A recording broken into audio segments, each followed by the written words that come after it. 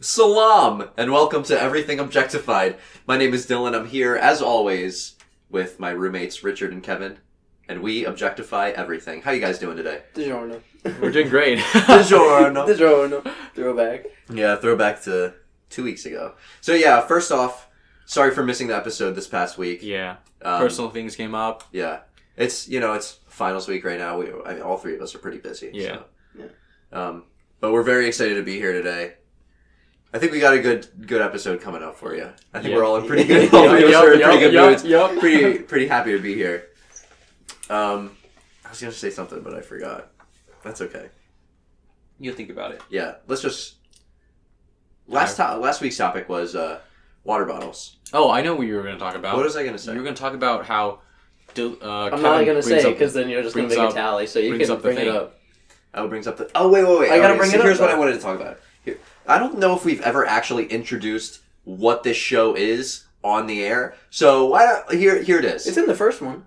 It might be in the first one, but it might be in the second. We should really be saying it every time. Yeah, we should. But So this is a topical show where each week one of us brings a topic to the other two, and we just discuss it, and we let the conversation go wherever it needs to go.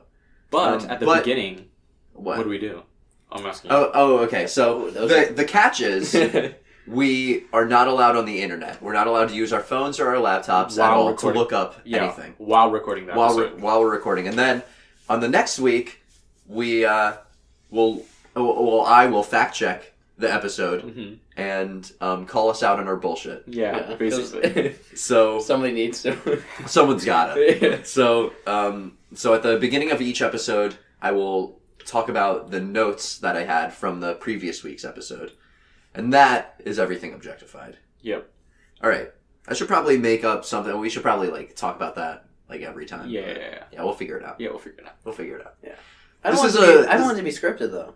It's not scripted. But it's not scripted. We're just explaining what the show is. Just the growing pains of making a podcast. Yeah. Follow us on our Twitter at We Objectify.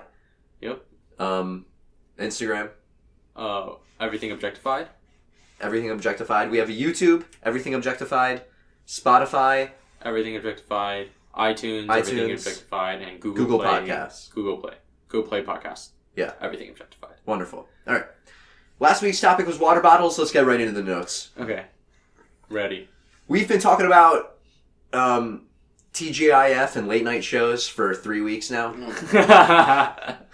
Are we still getting things wrong about that? Yeah. Oh my god. Yeah. So TGI, I said it was on NBC. I think maybe. I don't know. I don't exactly remember. It was 2 weeks ago at this point, but I said whatever I said. I don't know. But TGIF was on ABC.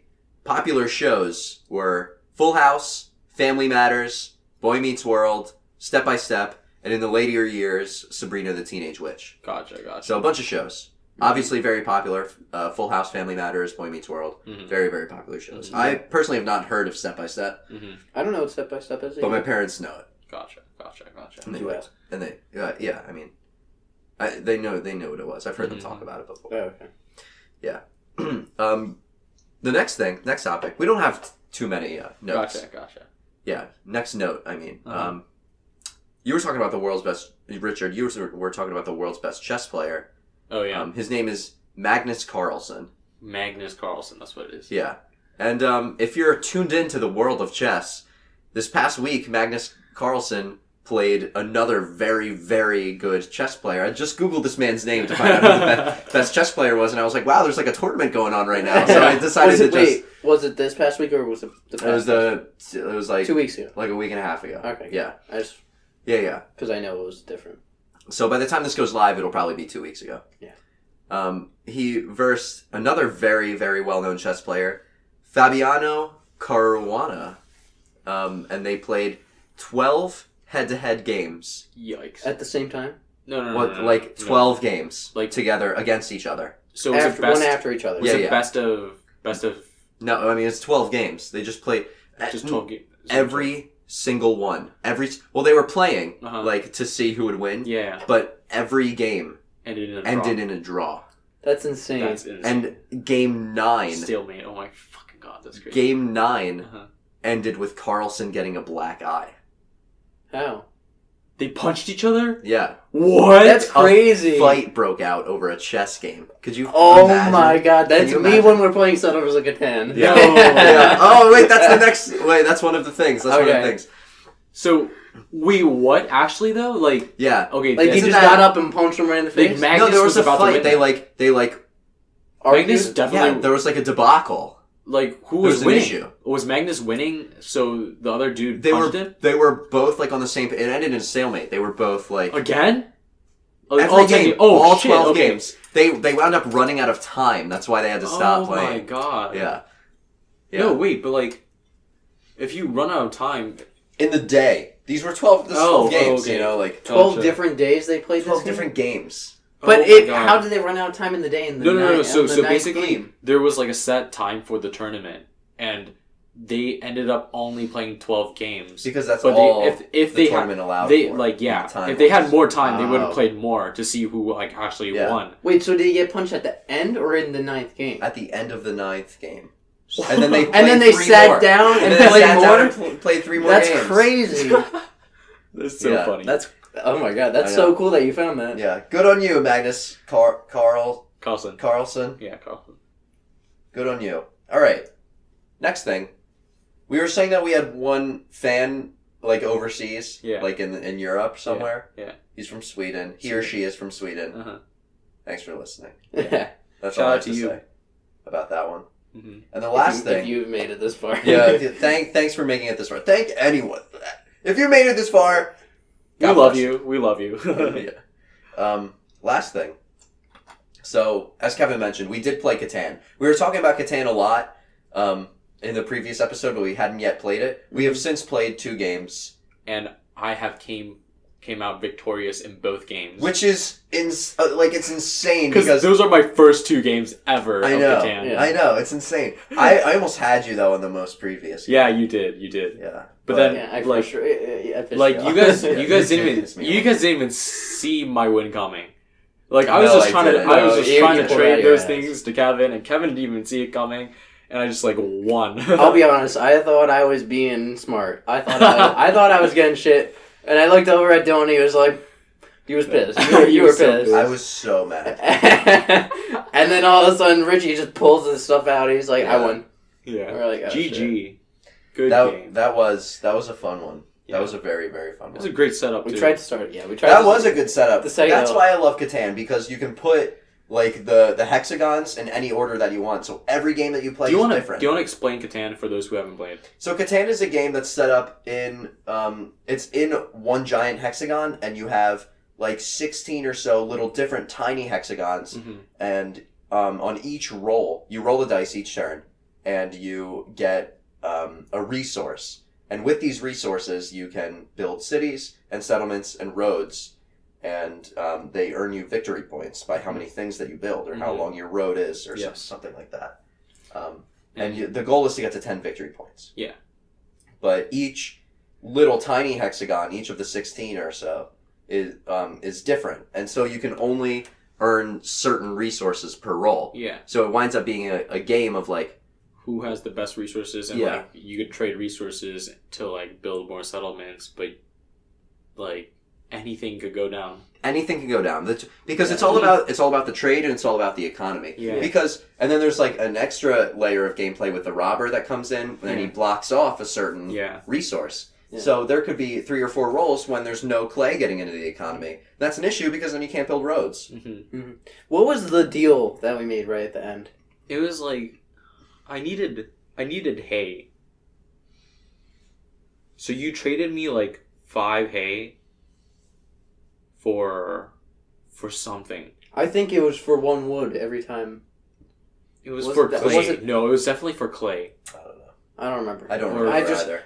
It was beneficial for me, but the issue was you just won right after. Yeah. Some of the deals that we make, though, are super, super funny. Yeah. Yeah. And it was, like, super in-depth, too. It was, like... Yeah. It's like, actually, we need, like, a secretary. I told you, we gotta sit somebody down next to us and just take notes. Yeah. So we could go back and be like for every 6th roll that you roll, I get a wood and a half. Yeah. Might as well be. That's what you guys tried to make me do, but, like, I was like, no chance. Yeah. I mean, those are the deals that win games, though. Yeah, those are. They gotta be beneficial. Yeah. I still really like my deal with I give you this, and then every time you get something, I never put the robber on that spot. Yeah, that's a and good... The thing is, and, that but the issue is the other person can put the robber. There's multiple players. I mean, so if you're playing 1v1 though. Yeah. If you had gotten him on the deal somehow, that benefited me, maybe. But at that point, you'd be losing half the materials from that. The issue with 1v1 is that you're just not getting enough resources into the economy in general. Yeah. You know, like it's just a very, very slow game. Yeah. And it's already a pretty slow game. And it's not as slow as Monopoly, though. No. Monopoly takes a few hours. We played the game that we played the other day. I think it was yesterday. Yeah, it was like... It was an hour. It was yesterday, yeah. But the first game we played took maybe 2 hours. Yeah. Maybe but that longer. also was a little bit of a learning curve for... Yeah, like that was my first time playing, it had been a while for me. Yeah. It was very fun, though. I love that game. It was really fun. We gotta get around to playing it more. As soon as finals are over, dude, we're playing that game. You're going home when finals are over. Yeah, but we're coming back for New Year's. Yeah. Okay. Okay, so... That's still 3 weeks for me. We got it for notes? What? Yeah, that's it for notes. But... Okay. But, we gotta say our plan for this upcoming holiday season. Okay. Yeah. If we say it, it's true. If we say it, it's true. So, here we go. There will be an episode... The episode you're listening to now is going live on the 13th. That's a Thursday. Yes. There will almost definitely, I'm saying 90 to 95% chance, be an episode release on the 20th. I'm saying it's going to happen. Yeah, it's going to happen. It's going to happen. Because we'll record an episode this upcoming week. Yeah. Probably. Almost definitely. Yeah. The 27th is the week of Christmas. Let's say like 40%. 40% to 0% chance. Because we might just wind up skipping that week of Christmas. We might just say, you know, it's Christmas. You know, we might just skip it. Yep. But like we'll definitely do our best to like try to get one episode out. Yeah. And if it comes out, it's a little holiday special for you. You know, a little Everything Objectified. Yeah. Us to you. It's okay. I'll sit here and just talk to the mic. Yeah. Oh my god. It should be a 1v1. It should be a one. I'll sit here, talk to the mic, send it over to Richie. He'll be like, "Yeah, put it up." Yeah, put it out. The week after that is the 3rd, and like I'm pretty sure like 80 to 90%. Yeah, I was gonna say. When is that gonna happen? When we come back for New Year's. You're staying. It's after New Year's. I'm gonna come back for New Year's. I'm pretty sure. Okay. At this point, okay, here's the thing. On the condition that Richard comes back for New Year's, there will be an episode on the 3rd. Yes. So if there's no episode on 3rd... You know that Richard's not here. Yeah. Yeah. Okay. But then we'll keep going regular on the 10th, 17th, and so on. Yeah. Every Thursday. We should get back into the norm then. Yeah, we should. We should. Because that's the end of the holiday season. We'll be back in school then. Yeah, and then episodes will keep moving forward. Yeah. Thursdays at noon. You know what'd be crazy? No, never mind. Well, we'll talk about that later. Okay, so getting into this week's topic, this week is Dylan's turn to pick a topic. So what's your topic, Dylan? I wanted to talk about movie theaters. Theaters. Because, for one, I love movies. I'm a huge movie guy. But, for another, I'm always a little conflicted about going to the movies. Like going to see a movie. How come? I hate people. I agree with the first statement, but my reason's not your reason. I hate like the general public. Because like I've worked in customer service at a few of my previous jobs. It just sucks. I just hate the like quote unquote the public. Like the people. I just hate like they're just so like anyone that works in customer service knows people are just so dumb and they just have so many stupid questions and it's just annoying to be around them. So why would I want to do my favorite thing in the world, which is watch a movie with people that I hate? Yeah. And people that I don't love. You don't interact with them in the movie theater. That's true. But at the same time, it's also a wonderful, wonderful experience to see a movie in the theater. It is definitely such a great experience. Especially like you have so many good moments. We recently saw Bohemian Rhapsody in theaters. That was insane. Banging movie. Wouldn't have wanted to watch it anywhere else. Yeah. It was amazing, and seeing it with an audience too. People, But we went together. It was a group of people. I feel like we went with our friends. We went in a force. But it was a pretty packed theater too. Yeah. People were like, when you hear people laugh at the jokes, like and getting into the music, and you hear people singing along to the songs, and it was just... It's a different experience. It is a very different experience. I don't think that I would enjoy that movie as much if I had seen it my first time on that couch outside, you know? Yeah. Like seeing it in the movie theater or something else. I don't know. What are your thoughts on movie theaters? You know this. I wrote a paper about how an experience in movie theaters are different than a movie at home. And you helped me write that paper. I did, yeah. You helped me write the introduction for that paper. And I said that an experience in the movie theater is always better than watching it at home because there's no distractions. There's like almost zero distractions because the audience is either reacting to the movie or it's just sitting there. And there's so many movies, like I'll name a specific one that came out. It's called A Quiet Place. Yeah. Right. With director John Krasinski. It was an amazing movie. Like if you watch it in theaters, the whole audience was quiet when the movie was going on. Like, everyone stopped eating their popcorns just because the movie was going on, and like everyone was afraid to make noise. Yeah, that just made the experience 10 times better. That's I great. wish I had seen it in theaters with that sort of ambiance. Yeah, like, it was insane. A good horror movie like that really sets the tone. Like, that's unbeatable. And I hate horror movies, but it was so good. But you love John Krasinski. Yeah. It was good? Yeah, it was good. Okay. You haven't seen it? I haven't. The thing is, That's awesome. Go watch it. I watched it again with my mom at home, and it was like so much worse. Yeah, it's different. Because like my mom was not even paying attention, and like oh my god, watching movies with other people, when they're like just asking questions scary. Constantly, I'm like, yeah, and it wasn't scary anymore.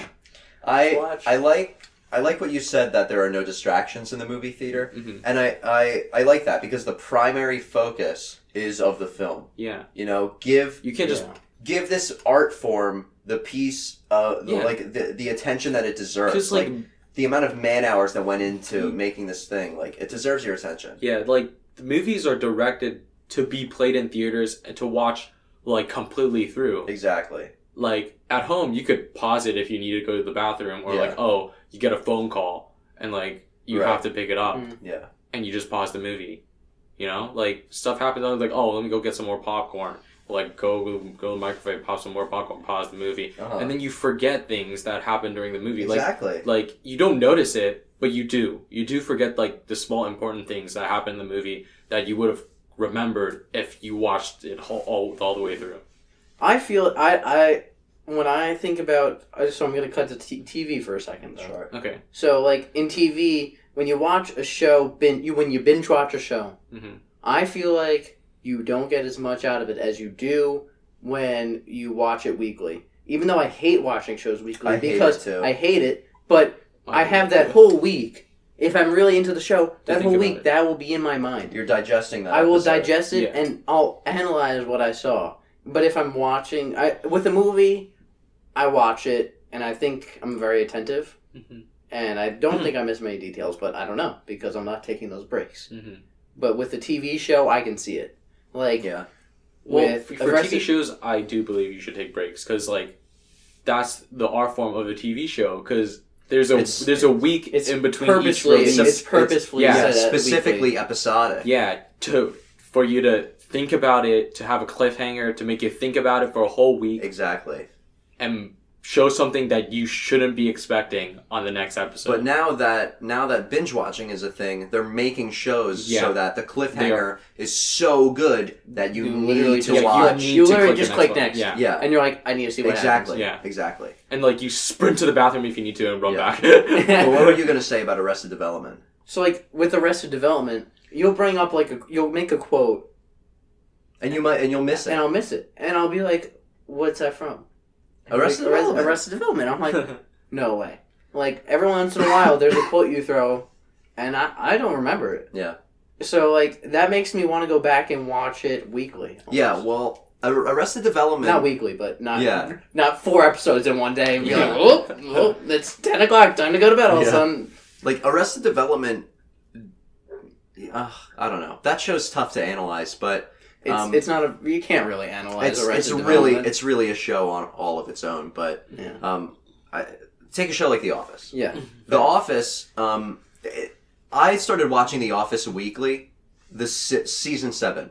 Okay. For those of you that don't know, did you watch it live online? Like no. I watched it. I watched it on NBC as it came out with commercials. Yeah, as it came out weekly. I watched season 7, 8, and 9. I watched it to the end after that. Cool. Yeah, it was awesome. Yeah. But that once Michael Scott left, that's a huge spoiler.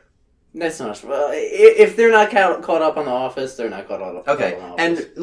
And Steve Carell is not in the whole show. Yeah. I'm not going to reveal to you the specifics of what happens. Yeah. But Steve Carell is not in the whole show. Yeah. All right. And I'm really not going to talk about The Office spoilers at all. But okay. How old's The Office? How many years? It's a little old. It's out. It's out. Yeah. So. But so once Michael Scott left, the show drags, and you can feel the writers trying to find out what the show is going to be after Michael Scott leaves. And when you watch it weekly like that, each episode feels so long, and that's why people really fell off the show. Was because you were waiting for something to happen, like 4 or 5 weeks. 4 or 5 weeks. That's like a month and a half. Of the show that used to be so good week by week, and now all of a sudden you have a show that's just dragging. But when you binge watch that show, 4 episodes go by, and then all of a sudden the show's right back up again. Yeah, it just the time frame in a show like The Office in that specific circumstance that I was referring to, binge watching benefits. Yeah, but in a show like Community or Arrested Development, where the episodes are so densely layered, everything is so specifically organized, you don't have that time to digest. Arrested Development is thought out, but I don't think it's very layered. It is layered. That show has so many layers. From the few episodes I've seen, it's so layered. There are so many things. I mean, yes, there's always something going on. They're not dragging like The Office did for that time. But I feel like you can see it. They're not hiding it. It's not hidden. Every time I watch an episode of Arrested Development, I pick up something new. Maybe like a joke. Every single time. You saying that, I had a question of mine like 5 minutes ago, but I was going to bring it up after this conversation. But now that you talk about rewatching stuff, what are your opinions on rewatching movies or TV shows and catching things that you haven't seen the first time? I love it. Baby Driver. I didn't. So when he goes on the walk to get the coffee the first time, and all the things in the background change, I did not see that the first time. Yeah, there's graffiti and stop signs that show the lyrics of the song that are playing. The second time I watched it, I saw the first maybe the third lyric. Yeah. And I stopped. I was like, wait, and I literally rewinded the movie, and I was like, oh my god. Yeah, Baby Driver is another movie that has so many layers. Is The Accountant? Have you seen The Accountant? No, I haven't. No, it's a movie. Yeah, I know. Yeah, Ben Affleck. Yeah, I know of it. I have not seen it. It's insane. It's so crazy. The first time you watch it, it's a lot of action, and it's a pretty deep story too about this guy. But then, when you rewatch it again, you catch so many little details that you don't even see the first time, and you're like, oh my god, what the heck just happened? But it's a great movie. I can't believe you guys haven't seen it. I haven't seen it. Maybe I need to rewatch Arrested Development. Yeah, you should. So you've only seen it through once. Yeah. I've seen it through.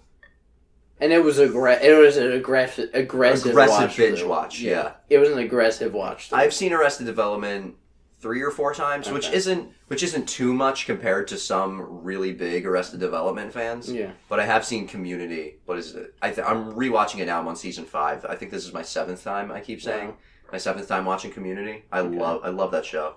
Maybe I need to go back. And Scrubs, I've seen upward of 10 times. Yep. I've seen that show. Wow. And that show's long too. It is tough to get through. It is so long. And not every season, not every episode is really that good. So, but Scrubs is near and dear to my heart. At least with Community, they knew season 4 was not going well, and they gave it half a season. Yeah, they gave it half a season. Yeah. But seasons 5 and 6, they gave half seasons too. I feel like that was just they were trying to milk it a little, trying to make it last. Season 5. I don't know. We can talk about Community. I can talk about Community I know. for a long time, but season 4. I don't know. It really should have ended with season 3. There's the last episode of season 3 is called Introduction to Finality, which is it's very obvious they were trying to stop. Yeah, that's the end. And then it was renewed for season 4, but on the condition that Dan Harmon, the lead writer and the showrunner, he wouldn't come back. So he didn't come back. I don't get why they did that. He's very tough to work with. Okay. Supposedly. So the show came back without Dan Harmon and with new writers. So all of the writers liked working with Dan Harmon, so they left. So So NBC everything just had to hire NBC hired new writers. So what we get is Community is a fan fiction version of Community, and it feels off, and the characters don't feel like the characters. But at the same time, there are a few one-off lines because these writers are professional writers. Yeah. They write sitcoms. So these writers... There's a few episodes where they hit it on the head. There's a few lines in season 4 that are just so funny. So funny. But the episodes as a whole and the characters as a whole aren't really... I like the one where it doesn't flow. I like the second to last episode where they It's called Heroic Origins. The origin one. I really like that one. Yeah, it's a good one. I don't like the basis of that episode. I don't like the idea that they were destined to meet. No, but I like how intertwined it is. But it's I like how complex. But I was watching half of it with Kevin, and it was pretty crazy. What was happening? As a concept, Community is a very conceptual show. As a concept, I like that episode, but I don't like that the group was destined to meet. Mm-hmm. In the beginning, the group was only formed because Jeff wanted to hook up with Britta. Yeah, and I like that. I like that's perfect. But season 5 brings it all back. Season 5 might be my favorite season, which is controversial. But we'll talk about Community in depth some other time. I just want to make one other comment. Yeah. I think it's crazy. As you said, it's a conceptual show. Sometimes they never leave the table. I know, and they even make jokes about it. The show is so well written because they acknowledge constantly that they're on a TV show. Yeah. And they do episodes, and they do seasons, and they just constantly acknowledge it. They acknowledge the fact they're in season 3 at one point. Yeah. And it's okay. And at the end, somewhere in the end of season 6, Abed is a character that constantly references the TV shows. Yeah, I feel like he's kind of the plug in between. He is, yeah. He's in between. And he says, there are 14 week-episodes in a season-mester. And he goes, oh man, I'm messing it up or something. That's so funny. He always says that he has one foot out of reality, and it's so true. And so that show was the basis for Dan Harmon writing Rick and Morty. That was the step. The step to him getting to Rick and Morty. Rick and Morty's everyone loves that show. Everyone loves Rick and Morty. If you've seen Rick and Morty, you love that show. No one can complain about that show. Mm-hmm. We're getting stuck in. We're getting stuck in. We're talking about rewatching things. Mm-hmm. I love rewatching things. Period. Mm-hmm. I love it. I would actually rather rewatch something than watch something new. Me too. Really? Something that I love. I've seen Goodfellas 15 times maybe, but I want to watch that. I want to watch that movie right now. I want to watch that movie all the time. It is so good. I can quote it instantly, and I just Goodfellas, Scott Pilgrim versus the World, Boyhood, all these movies. La La Land. I just love watching all these movies. The Godfather. All I want to do is rewatch these movies again and again. I just recently watched Scott Pilgrim vs. the World. Yeah, for the first time you saw that movie.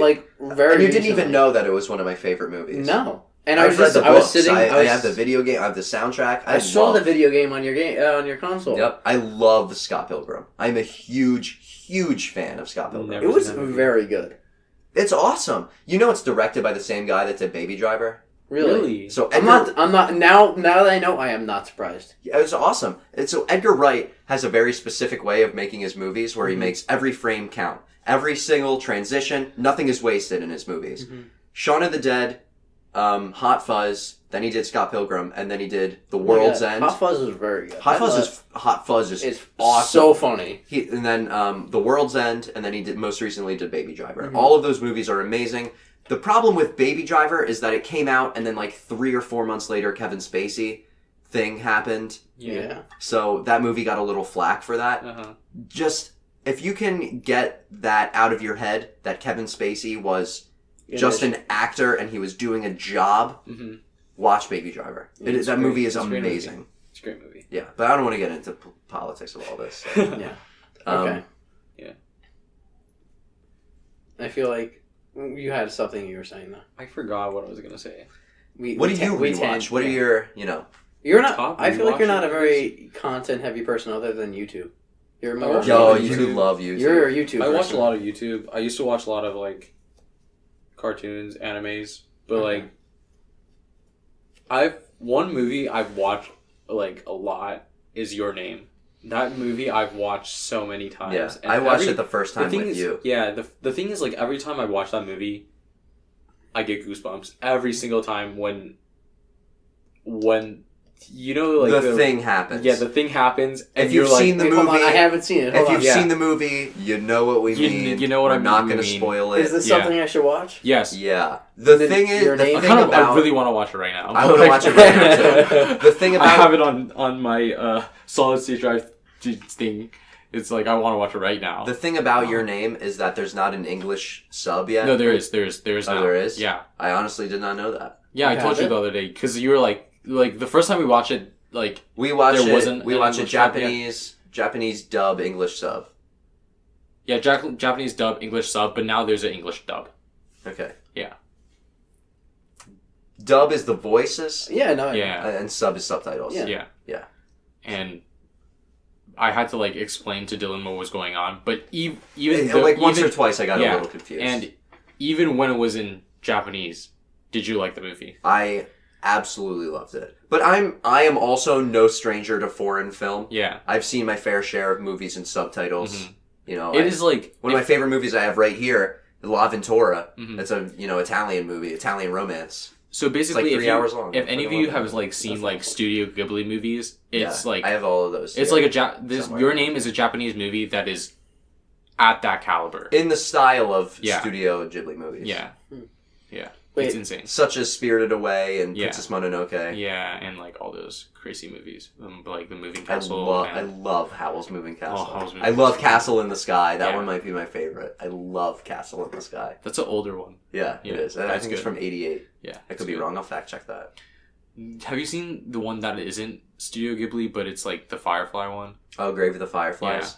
Yeah. Yes, I have. Oh my god! Every time I watch that, I just want to cry. Yes, I have. Yeah, that movie like rips my heart out. Yeah, it takes place during World War II. Yeah, and it's like and it's from the Japanese perspective. So and it's very emotional. It's about a brother and a sister. Yeah, that's all we're gonna say. It's emotional. Yeah. Watch it. Grave of the Fireflies. Yep. I gotta get a piece of paper to write all this down. No, we'll watch it. We'll watch it together. I would watch any of these movies again. Yeah. Okay. Because like every time, like these movies are so layered too. Like they really are. Like if you probably watching. I love movies. The thing is, like if you watch it again, you'll probably catch something you haven't seen the first time. Yeah. And you're like, oh my god. But Your Name is one of those movies I like have seen like at least like almost 10 times, and like every single time I still get goosebumps watching it. That's awesome. Yeah. The fact that it like these movies make people feel I love the different way. I love that we have some sort of art form that everyone can just agree makes people emotional. Yeah. And you don't even have to say it. You can just say like if you ask someone like everyone has that mental list of movies that's like, oh, I've cried during this movie. Like dear to their heart. Yeah, and everyone can just agree without openly saying it explicitly that movies just make people emotional. Like they make people feel nostalgic. They make people feel love and feel hate and feel angst and anger and I just love movies. You're so good. That's just great. It's just It's awesome. But you could say that about any art form too, like songs, or TV, or like even just when we were out there listening to music. Listening to music, right? Yeah, we were just listening to "We Are Young" by Fun. Yeah. And I haven't heard that song in a little bit. I haven't heard the song, and I decided to play it because like Dylan was talking about how old we were, but then we were so old. Then I made Kevin was like, "No, we're so young." And then I heard "We Are Young," and I was like, "I'm playing this song right now," because I have not heard it in so long, forever. And I got pretty nostalgic hearing it. It reminded me of high school. The thing is, like every time I hear like that song, I'm just like, "Damn, I really need to like."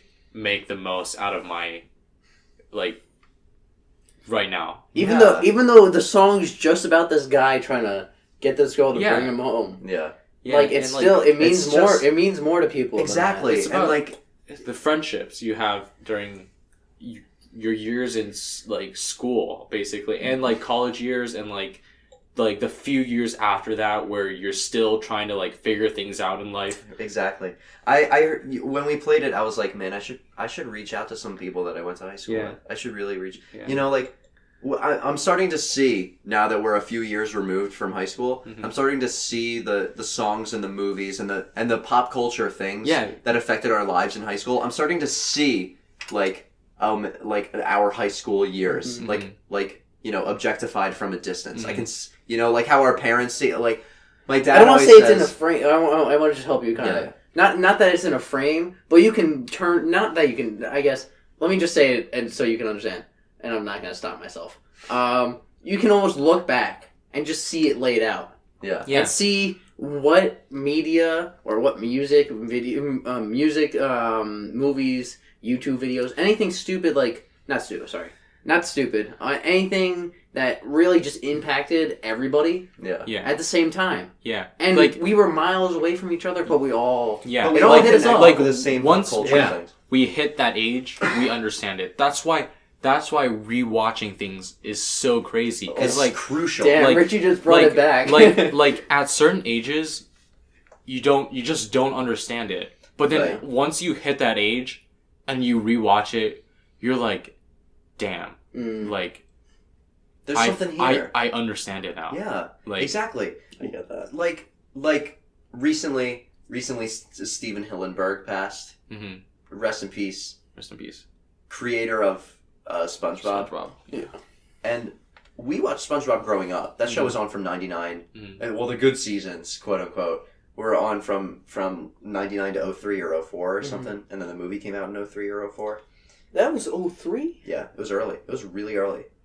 Yeah. There was another one after that, though, right? There's been a few. There's a second. Well, there was the ship. All right, the only other SpongeBob movie that's been in the theaters is the most recent one, Sponge Out of Water, and that came out like a year or two ago. Okay, then I'm thinking about something But there's else. like Atlantis, SquarePants, and like other. Atlantis, SquarePants is the one I'm thinking about. Okay, yeah. But like so, SpongeBob. That's a show we watched growing up. Yeah, I still watch that show. Such a good show. It's really good. It's just, and not just for nostalgia purposes, because if I wanted to watch something just for nostalgia, I'd watch Drake and Josh. Yeah. You know, but I don't watch Drake and Josh. No. I spend my time watching SpongeBob still, because that show it's just crucial. Like every child should watch SpongeBob. Yep. It's just so crucial. Yeah. Even so, I think it's different for us than it would be for somebody who's watching it now. Let me rephrase. Every generation of kids needs to have their SpongeBob. Yeah, and I think they do. Oh well, I don't. I would hope they. I'm not in tune to what's going on right now. Right, but I don't watch Fairly Odd Parents. I don't watch Dora anymore. I don't. I don't. Yeah. Scooby Doo. Well, actually, I still watch Scooby Doo. I love Scooby Doo movie was good. To be honest, I love Scooby Doo. But, I watch SpongeBob still. That's the only show from my childhood that I will still watch out of the blue and enjoy every second of it. Yeah. And not just for nostalgia, Yeah, because it's an amazing show. It's like... It's awesome. That's like Speaking of layered shows. Yeah, that is so layered, dude. It's just like as a kid you think it's so simple and like things are just happening and you're just laughing and like giggling. But then like once you rewatch it as an adult, you're like, wow, okay, I get what that means now. And Yeah. you're like... like there's a joke when SpongeBob holds out 2 bars of soap to Gary, and he says, "Don't drop them." Yeah. That's a prison rape joke. Like, that's a rough joke. They made that on a kid's show. Yeah. And it got on the air, and it went way over my head as a kid. Yeah. Oh, yeah. I'm watching it, I'm like, holy shit, like, how did that even get on TV? Yeah. It's just like reference we don't get at certain ages. You know? That's like that's like a perfect example. Yeah, the show is so smart. I don't know who hasn't seen SpongeBob at this point. I guess only people that would be younger than us. But go watch the first 3 seasons of SpongeBob. Yeah, as a kid, like whenever I like went back during the summers to Taiwan, SpongeBob would be on TV, but like my uncle would yell at me for watching it because he said it was a stupid show. And I was like, what are you talking about? And I was like, continue to defend. No, I would just like watch the show and like I didn't give a fuck about what he said. Like my brother was like, didn't give a fuck either. We were just like, fuck it. Like grandma said we could watch it, so we could watch it. You have no say in this. That show, like, it just means so much to so many kids. Like, I can't. Ugh, rest in peace, Steven Hillenburg. Yeah. He died from complications of ALS, I believe. Yeah, ALS. It was ALS. Yeah. It's a shame. Yeah. Speaking of ALS, though, Stephen Hawking. Mm-hmm. Can't believe he lived as long as he did. Yeah. I recently watched The Theory of Everything. Uh-huh. Everyone should go see that movie. Oh my god, it was a great movie. I was watched incredible. that first last year. It was incredible. One of the best, like I can't believe that movie didn't get more praise. One of the single best movies I've ever seen. It was very The Theory good. of Everything. Everyone should go watch it. I think it played the line between his science and his actual life very well. Very, very well. And that's what, honestly, so Good Will Hunting I watched recently. Yeah, that's a good movie too. And They're similar in a sense. They're similar in a sense, but Good Will Hunting was too on his personal side. You didn't get to see the math side. Once he went to the therapist it was all about therapy. Yeah. And you didn't see him working with the mathematicians anymore. But that was purposeful. I can tell it was purposeful because it was past him already. Right. Yeah, and Good Will Hunting is very good as well. Mm-hmm. Yeah. Like the purpose of that movie is the therapy. Mm-hmm. The math was just a means to get him. to it. But you need to show the origin a little more. Right. You need to show, because the first time he did it, the math, it was like a big deal. Yeah. But then at the end of the movie, when they jump back to it, when he's in this argument with the mathematician, it's almost like oh yeah, I remember. And he's done. Yeah. And you didn't really get to see him get over it. Right. He just kind of went to therapy. Mm-hmm. And that's my only issue with that movie. Yeah. Okay. That's fair. But it's also a little different when you're making a movie about someone's life. It's I know it's not supposed to be about that. Because Good Will Hunting is a fictional character. Yeah. And Stephen Hawking's real. Yeah. Yeah. It's like hard to invent things out that. Like it's like how no matter how good of a storyteller you are, if it really happened, it's so much easier to tell than if it didn't happen. Definitely. And like I think that's like what difference. I'm not coming at the movie's neck. I'm just saying my only edit would be to just cut back for another 20 seconds of him working with somebody in the between. Right. I see what you mean. Yeah. Just to show the origin. Mm-hmm. Just a little more. Yeah. So, The Theory of Everything, like, left out a few important details about Stephen Hawking's personal life that I think should have been in there. Mm-hmm. I don't know if I want to talk about them right now because the movie is still very new and I don't want to spoil it. I've never seen it. But at the same time, like, you could just, like, look up what happened to Stephen Hawking true. and, like, you know... Like, find out what happens. But... in response to that argument, you could also, like, look up what happens in any movie. Yeah. So, I don't really know where to go with this conversation. But, yeah. Go watch The Theory of Everything. Okay. It's, I don't know. I don't know. I'm a little conflicted. When did it come out? It came out the Late same year that 2017. Moonlight came out. In La La Land. I think it was late so it was like 2 years 2016. ago? 2 years ago, yeah. Late 2016.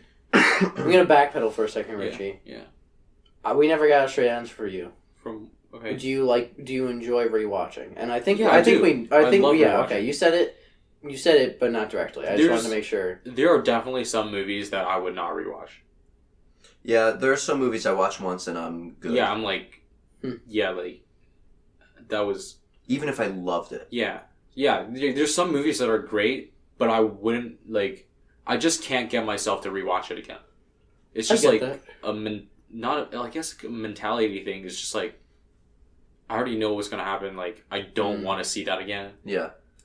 An example for me is Manchester by the Sea. I heard that was a great movie. It's awesome. It's just... Have you seen it, Kev? I've not seen it, though. It's amazing. Mm-hmm. It's just too sad. It's so hard to watch, right? It's so hard to watch.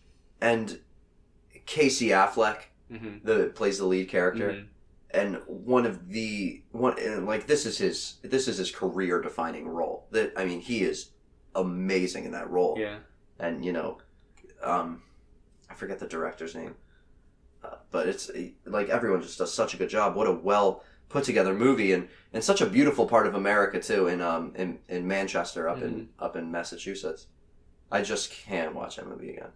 Yeah, it's just too emotional. I haven't seen that, but I haven't seen it either. I recommend everyone watch it just to see it. If you like movies, go watch it. I'd say, but like your casual moviegoer, I'd say don't watch it. It's Me Before You. Me Before You. That sounds so familiar. That one hit me.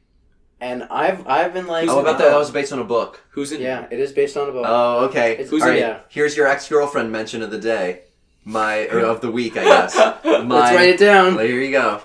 I was with a girl at the time that had read the book, and she went and saw that movie with her mom, and she said she hated it because she had read the book. Okay. I hadn't read the book, and I watched the movie... Me Before You. Mid last year. Who does it star? The actors? Yeah. I don't know. I'm not sure. Nothing. I'm not very good with. They were popular at the time. You're good. Yeah. It's a very emotional movie. I mean, I'm sure it's a very emotional book too. Actually, I have another example after too. Okay. But I'm always like, oh, I should really rewatch that. And then like I sit down, I'm like, I don't want to. Yeah. Because it's an emotional movie. And another one is The Boy in the Striped Pajama. Oh God. That book. And that also is off a book too. Yeah, that one is rough. The endings of both of them. I read both the book and watched the movie. Yeah, that one. Yeah, I watched that first on the movie, and honestly, I was sitting there. I paused the movie and walked away. Yeah, I was like, "Oh my God, it's so hard." And like in a similar vein to The Boy in the Striped Pajamas, I don't know if I could ever watch Schindler's List again. Oh, Schindler's List? I never. There's a movie that I have in mind that's also like that. Have you guys seen The Time Traveler's Wife? It's also a book. That sounds really familiar, but I haven't. The Time Traveler's Wife. I'm pretty sure that's what it's called. Time Traveler's Wife. What's it about? It's about this time traveler and his wife. but like he's not able to control when he time travels. Okay. He just disappears, and he could time travel to the future, to the past, and like. It's just, like, he can't control it, and, like, he just appears, like, in the most random stuff with nothing on, and he just has to, like, stay there for a few days until he goes back to his time. So... his correct time. We might be digging into a movie here that we're about to spoil, but, so, he time travels, you said to his time, so he time travels away from his time and then goes back to the same time? Yeah, goes back to his original time. So he always bounces back. Yeah, he always goes back to where he started. But is it about the relationship with him and his wife? Like how it creates a strain?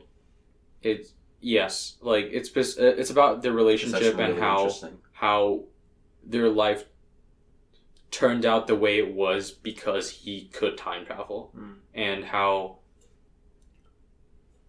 I don't know like how to talk about it more without spoiling it, but like there's a big difference between the book and the film, but they're both really good. Yeah, that sounds really interesting. You piqued my interest with that one. Yeah, we could watch it, or like it's pretty good. Yeah, I think I enjoyed the book a little bit more than the movie, but the movie was pretty good too. Like about portraying like the main idea of the whole story. Yeah, it was crazy. It's just like a cool concept, and like I really like that movie because I'm always really picky about like chronological order when time traveling happens, and if there's like a paradox happening, like if they fuck it up, like fuck up with the time traveling. But in that Back movie, to the Future is full of paradoxes. Yeah, like it doesn't work out, But like in that movie, I feel like they did it so well that everything is logical and makes sense for what happened. Okay. Do they get into the science of it, or is it just kind of like, oh, he time travels? Yeah, no, it doesn't. There's no science behind it. He just like time travels, and everything. It's like basically everything happens for a reason in that movie. Okay, it's wild. It's wild. It's so good though. So you got to remember what happens in the first 20 seconds. No. For the last 10 seconds. Like, yeah. Right. I can't really remember. I've only watched it once. I don't really want to rewatch it because it's really good.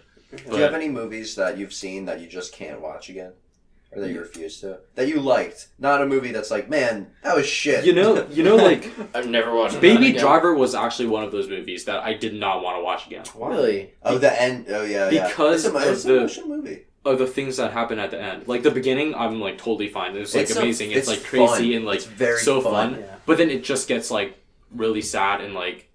It's in a way, you know? Yeah. Like, in a way. Like, it's like, man, I don't want these characters to make the decisions that they're making. Why did that happen? Like, don't do it, It's like... I still think about that ending. I still think about when he's walking out to the car. Spoilers for Baby Driver. Mm-hmm. We're going to talk about Baby Driver. Okay.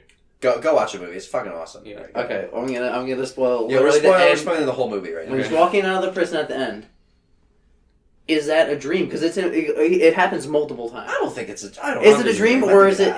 Because they both look the same.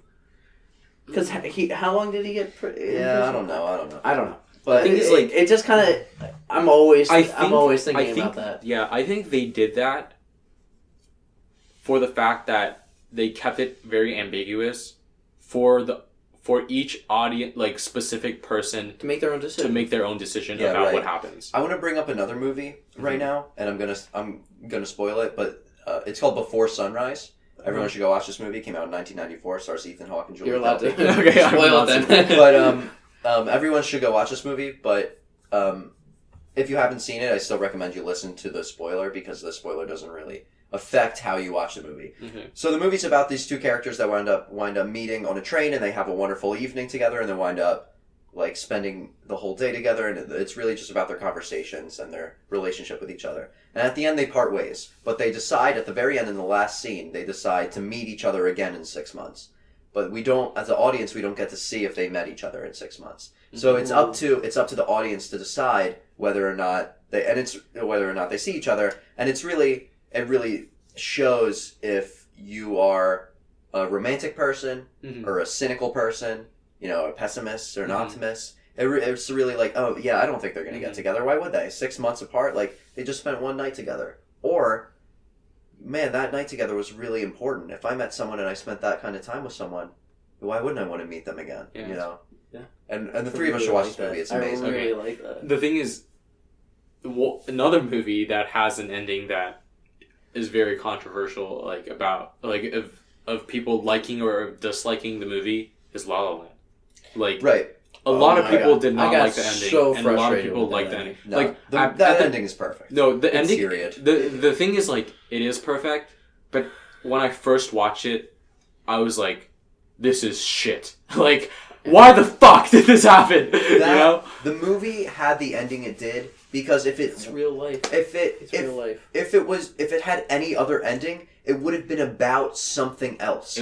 But it's about something specific. It's about.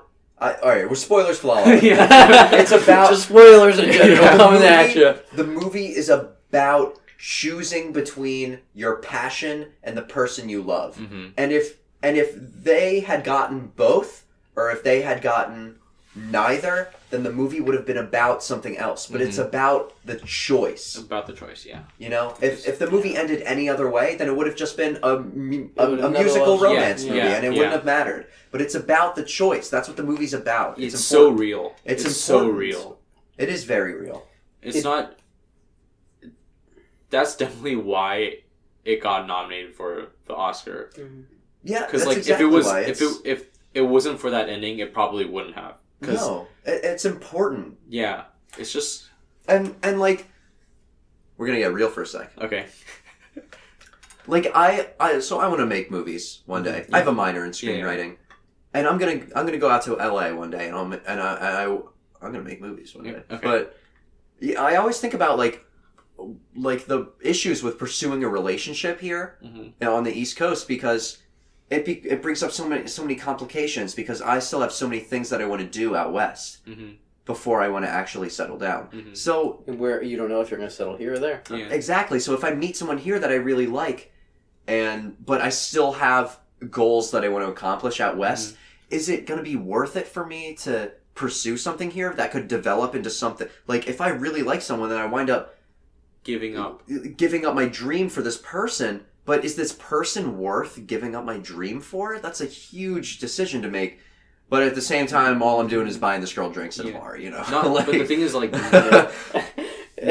you're not saying it's not worth it, though. You just don't know. I just don't know. Exactly. And that's basically what La La Land is about. It's just making that choice and sticking to that choice and just going with, like, taking whatever results from that situation. Yeah. Basically. And just appreciating what you get. Like Richie said. At the end of it.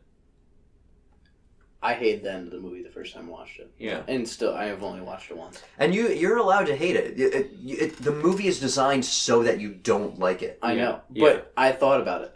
I always think about movies. Yeah. I'm always thinking about what I watch. And to your point, it is life. It is life. It's what's going on. The thing is, that's actually a really good point, because people don't like it that much because it's too real. So real. It's too real for people to hate. Like, I like it. That's why I like it now. That's why people don't like Boyhood. That's why I like it. That's why people don't like Boyhood. Oh my god, I love everyone hates Boyhood. Everyone hates on Boyhood because it's too real. Yeah. That movie shows so many truths about life, and it just is life. You're just watching life, and people don't like it. It's too real. It's too real for people to handle. So they say that they don't like it. That movie, Boyhood. Boyhood is the best movie ever made. Boyhood is the best movie ever made. I love it. Yet. Oh my god! Honestly, if I could make one comment for Boyhood, I'd have him peeing in one scene. That would be my biggest comment. Just like because it's life. Yeah. And we need to see one more little mundane thing. Did you say peeing? Just doing something mundane, like peeing. Just like. Actually, like, doing something simple. Yeah. Like, a day-to-day thing. Brushing his teeth. Yeah. And does he ever brush his teeth? I'm not... off the top of my head, I don't know. I haven't seen that movie in a little bit. What I want is just a little bit... Just show the mundane task. Right. Exactly. So, like, there's a thing... Alright, hold on. Alright. Boyhood. We're gonna put a pin in that, but let me just say real quick, why Boyhood is the best movie ever made. Let me tell you why right now. Their ears. I've never seen it, but so, like, persuade me to watch it. I'm not going to spoil the movie, but... Yeah, persuade me to watch it. Boyhood does something that no other movies can do, and that is, it shows the passage of time on film through the aging of its characters. The actors, every year, they filmed another portion of the movie. For 12 years. So the actors age. You see... And the writing ages. It's just... It shows passage of time and growth of characters in a way that no other movie can do. It's this is the peak of cinema, people. Yeah. This is it.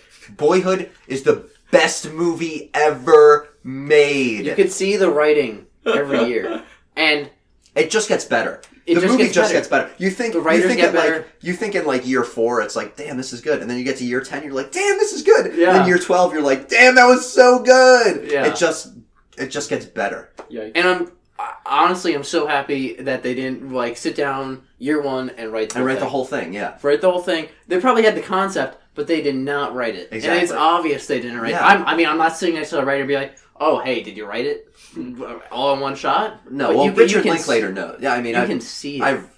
You can see it. Yeah, it's awesome. Yeah, I've name dropped 2 Richard Linklater movies. If you didn't know, he was my favorite director. He's amazing. But what did we say that I was going to put a pin in? Boyhood. Just the mundane part of Boyhood. Oh, okay. So this is an interesting thing with characters. As a writer, you have to decide how human your characters are going to be. We learned this in class. So things like peeing, things like that, of that nature, brushing your teeth. You have to decide right away as a writer what movie you're going to make, because in a movie like Lord of the Rings, you could never imagine Gandalf taking a shit. You know? Like, that he's just not, like, those characters just aren't those characters. Yeah. You know, it's just not that real. But in a movie like, just off the top of my head, Dodgeball, the first scene in Dodgeball is Peter LaFleur brushing his teeth with chocolate milk. Yeah. You know, and those are the two differences in how you're going to present your characters. Mm-hmm. You know, there's the mundane, there's this is everyday life, and then there's, you know, the fantastical. These characters are idols, and we can't have them do mundane things because they're too busy doing other things. Yeah. You know, I'm sure Gandalf takes shits. I'm sure he eats. But we don't. I'm sure we don't have time to watch it. But it's not important. It's not important. What we do see him do is smoke pipeweed and fucking lay down some Sauron. You know, fucking, you know.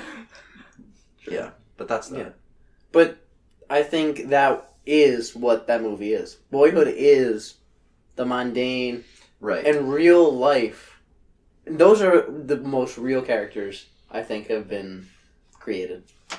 Oh my god. But it's actually, like, if you think about it, like, I bet there's a lot of directors that want to make these movies really real, but it's actually so difficult to, like, catch every single thing and just, like, make everything as real as possible.